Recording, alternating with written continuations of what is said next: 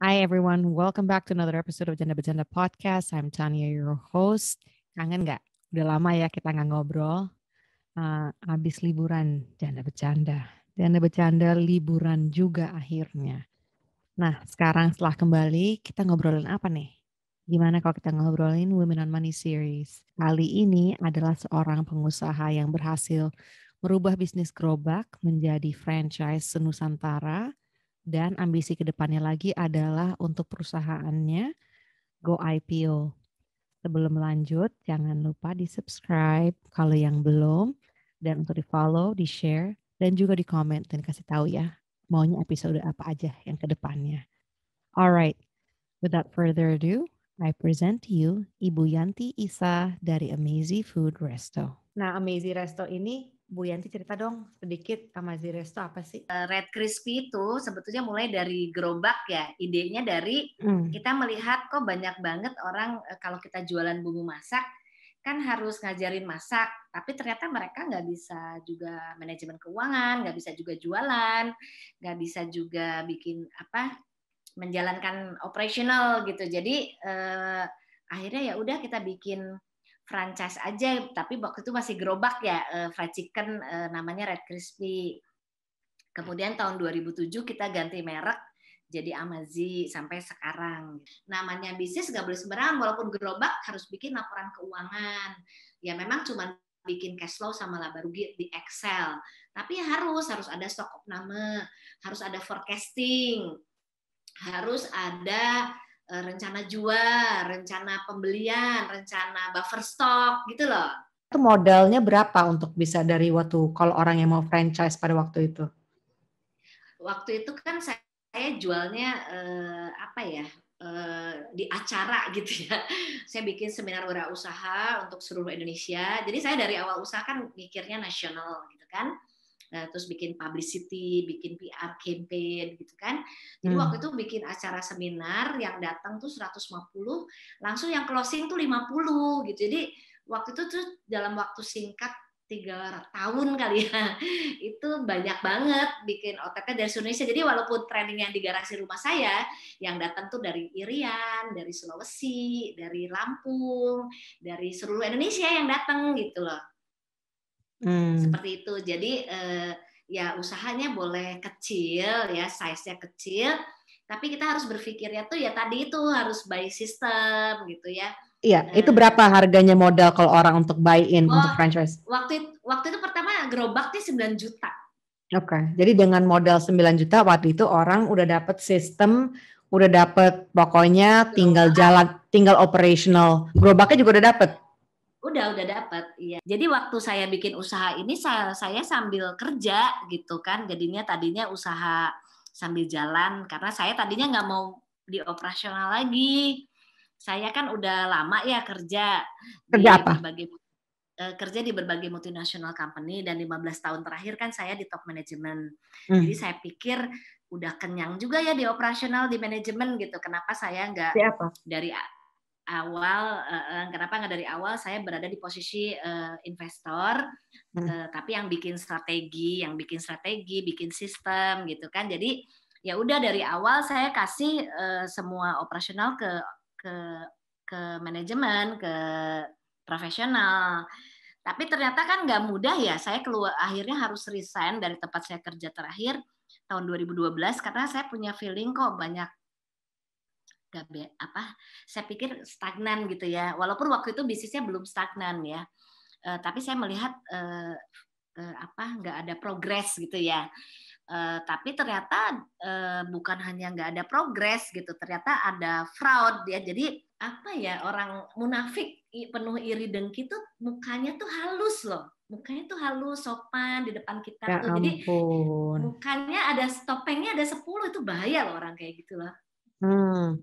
Banyak janda yang bilang, Bu, udah tahu Bu, katanya, kata Bu Yanti, mereka bilang mantan-mantan suami banyak yang kayak gitu Bu. Yang berkedok manis-manis semuanya mantan suami, tapi sebetulnya ular Bu. Iya serem banget. Interview Bu Yanti di podcast Janda Bercanda itu masuk dalam kategori Women on Money series. Karena memang banyak sekali, kita tuh ingin sekali mengajarkan untuk para pendengar podcast Janda Bercanda untuk financial independence, terutama untuk para janda yang ingin kembali to get back on their feet, kembali ingin jadi punya kemapanan dan ya kemandirian secara keuangan ya Bu. Dan kita sering sekali membawa entrepreneur yang lain juga untuk femalepreneur yang lain sebagai contoh. Nah, alhamdulillah nih Bu Yanti secara terbuka menjelaskan pertama pentingnya framework, pentingnya visi dan misi, pentingnya punya tim, pentingnya punya semangat. Tapi juga asam garamnya bahwa kita harus hati-hati siapa yang kita pilih sebagai pasangan kerja. Sama Bu, di Janda Bercanda kita juga ngomong pasangan hidup juga harus hati-hati milih. Jadi itu lebih parah lagi, itu lebih parah lagi, lebih susah, lebih berat lagi. Ini jadinya pasangan kerja, pasangan hidup, semuanya tolong hati-hati milihnya karena bener banget. Ya, jadi tolong semuanya itu yang disimak, coba sekalian pada baca doa masing-masing supaya terlindungin karena takut ngeri dengernya cerita kayak gini. Untung kayaknya nih Bu Yanti semangat, dia tetap ceritanya sambil nggak nangis loh ini ceritanya. Ini walaupun curhat tapi nggak nangis loh Bu Yanti ceritanya. Itu mengusir wabahnya itu luar biasa sekali kayaknya. Itu Ibu dibantu Mas siapa Bu? Bener-bener nggak ada yang bantu? Suami juga nggak ngebantu atau nggak ada counsel dari siapa nih yang belain kubunya Bu Yanti nih Nelly dari perusahaan untuk membantu membasmi orang-orang ini gimana caranya? Orang nggak gampang loh Bu komisaris ngusir direktur. Iya. Saya selalu didampingin konsultan-konsultan ya, jadi saya nggak pernah kerja sendirian, tapi memang pihak ketiga. Jadi saya selalu punya mentor, makanya salah satunya saya ikut PIF Capital yang kita ketemu ya, karena kita selalu harus terus belajar ya, harus terus belajar bahwa kita tuh nggak bisa sendirian ya, memang benar.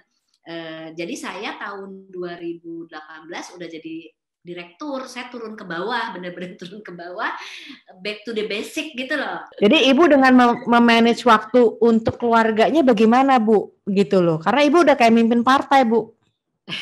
Ya itulah memang tidak sempurna ya, sebagai ibu tidak sempurna, sebagai istri tidak sempurna, sebagai sahabat atau teman tidak sempurna, tapi saya berusaha sebaik mungkin saya bisa kerjakan gitu ya. Sebaik mungkin saya sama anak-anak, sama suami, ya itu paling sering tuh kalau saya, jadi kalau saya tuh kan juga walaupun punya usaha nggak pernah bolos atau curi korupsi waktu di usaha saya ya.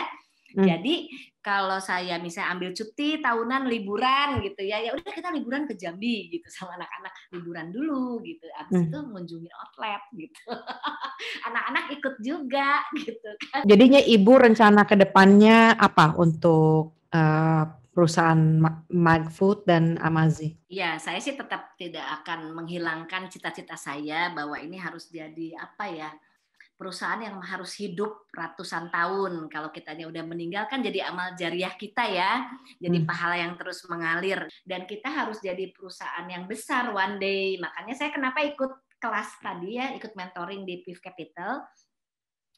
Ya, walaupun itu planningnya mungkin baru 10 tahun ke depan baru terjadi ya, bisa dijual IPO gitu misalnya. Tapi kan tahapannya harus kita penuhin ya, tahapan-tahapannya ya. Kita berdoa saja ya bahwa menjalani hidup kita itu dengan apa ya? Ya bahwa kita tuh harus paham ya, hidup ini kan di dunia cuma sementara ya. Jadi kita minta keselamatan di dunia dan akhirat ya. Itu mungkin ya. Jadi teman-teman di sini jangan khawatir kalau punya banyak masalah ya. Dijalanin aja gitu ya. Terus nggak usah jadi stres. Kalau stres tuh rugi ya. Stres tuh rugi banget gitu. Jadi kalau saya sih ya tetap ketawa-ketawa, tetap saya tuh kan suka banget belanja ya, tetap belanja. Terus saya retail therapy ya Bu. Terus suka makan, tetap makan aja yang saya suka gitu. Ya kan punya restoran Bu, masa nggak suka makan? Ada-ada aja ya lah. Suka makan gitu, tetap saya jalanin yang saya suka gitu ya. Fantastis. Oke Bu, terima kasih banyak Bu Yanti untuk masukannya, untuk berbagi cerita. Ini terbuka sekali ya jadi saya harap kalau yang mendengarkan punya ambisi. Ini lebih daripada UMKM karena artinya ini kalau ada yang ibaratnya punya gerobak pengen punya toko, dengerin ceritanya dulu. Ini kayak begini tahapnya. Ini kalau punya toko satu pengen punya franchise dari Sabang sampai Merauke, begini ceritanya.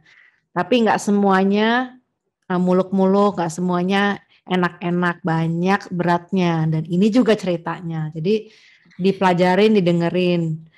Semoga yang nyimak bisa ada memetik lah ya pelajaran apa yang udah Bu Yanti alamin. Bu Yanti sekali lagi terima kasih. Saya doakan lancar semuanya ke depannya 10 tahun ke depan kita harap untuk melihat daripada McFood ataupun Amazi di IPO, di IPO di bursa saham ya Bu ya. Amin, amin, amin. Dan jadi perusahaan global. Cita-citanya jadi perusahaan global ya. Nah, Indonesia baru Sabang Merauke udah beres. Maunya dunia. Ya amin, kan? amin. Maunya di bumi. Mau menjajakinya bumi. Oke, sip amin, kalau kayak gitu. Amin. Alhamdulillah. Oke Bu, terima kasih banyak Bu. Sampai the next time kita ketemu lagi ya. Ya, terima kasih. Assalamualaikum warahmatullahi wabarakatuh. Waalaikumsalam. Thank you for listening. Dan untuk yang ingin mendapatkan resources lebih untuk program-program semacam ini bisa dicari di jandabecanda.com. See you in the next episode. Bye for now.